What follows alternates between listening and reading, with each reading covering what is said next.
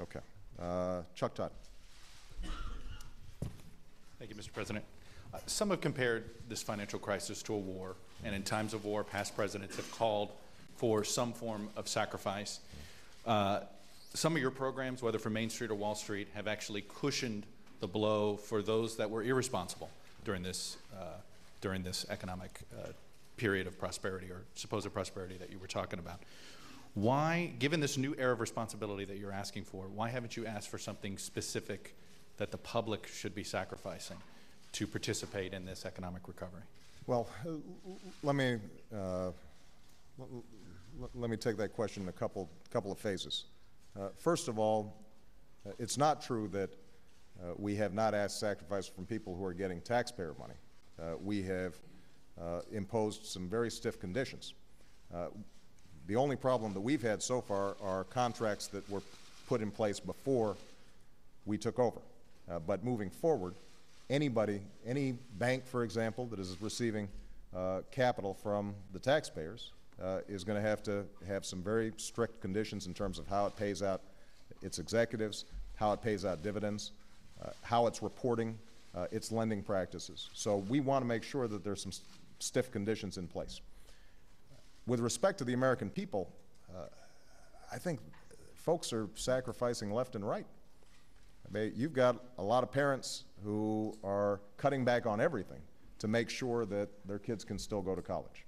You've got workers who are deciding to cut an entire day and entire day's worth of pay so that their fellow co-workers aren't laid off.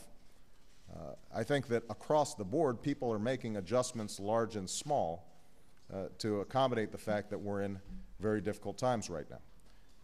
What I've said here in Washington is that we've got to make some tough choices. We've got to make some tough budgetary choices. What we can't do, though, is sacrifice long-term growth, investments that are critical to the future. And that's why my budget focuses on healthcare, energy, education, the kinds of things that can build a foundation for long-term economic growth, as opposed to the fleeting prosperity that we've seen over the last several years.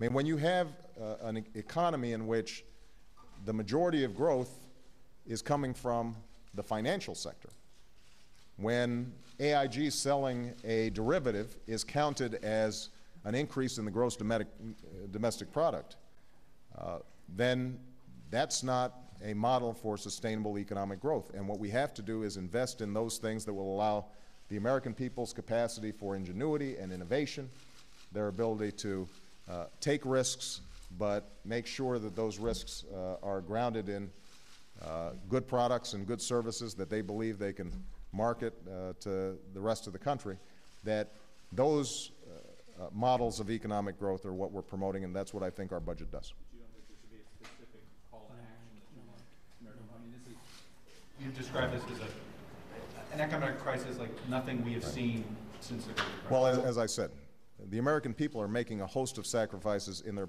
individual lives. We are going through an extraordinary crisis, but we believe that if you take the steps that we've already taken with respect to housing, with respect to small businesses, if you look at what we're doing in terms of increasing liquidity in the financial system, that the steps that we're taking can actually stabilize the economy and get it moving again.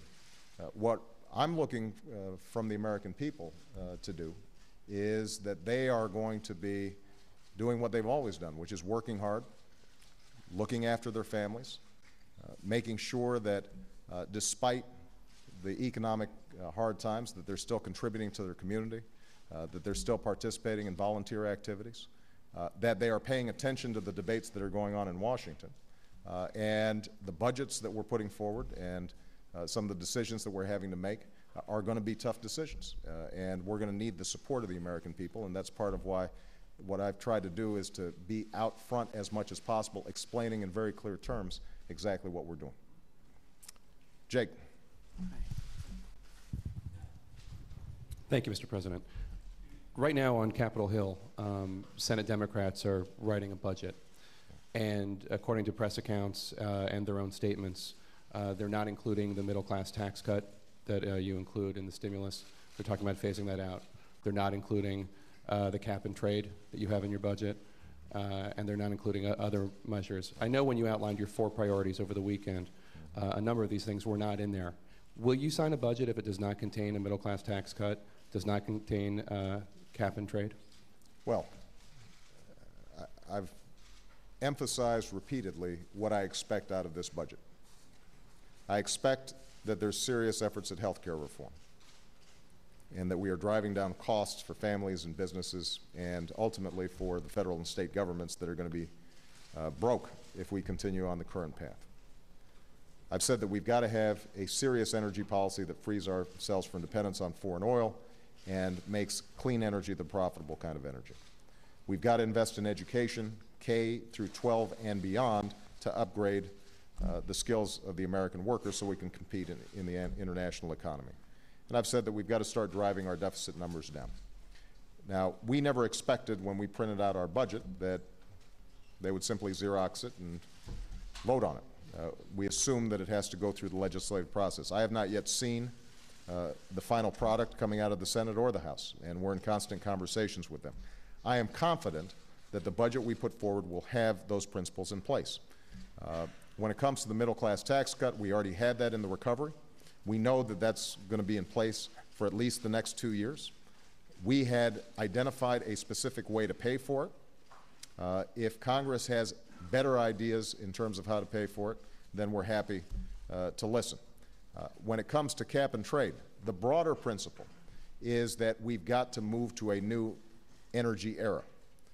And that means moving away from polluting energy sources towards cleaner energy sources. That is a potential engine for economic growth.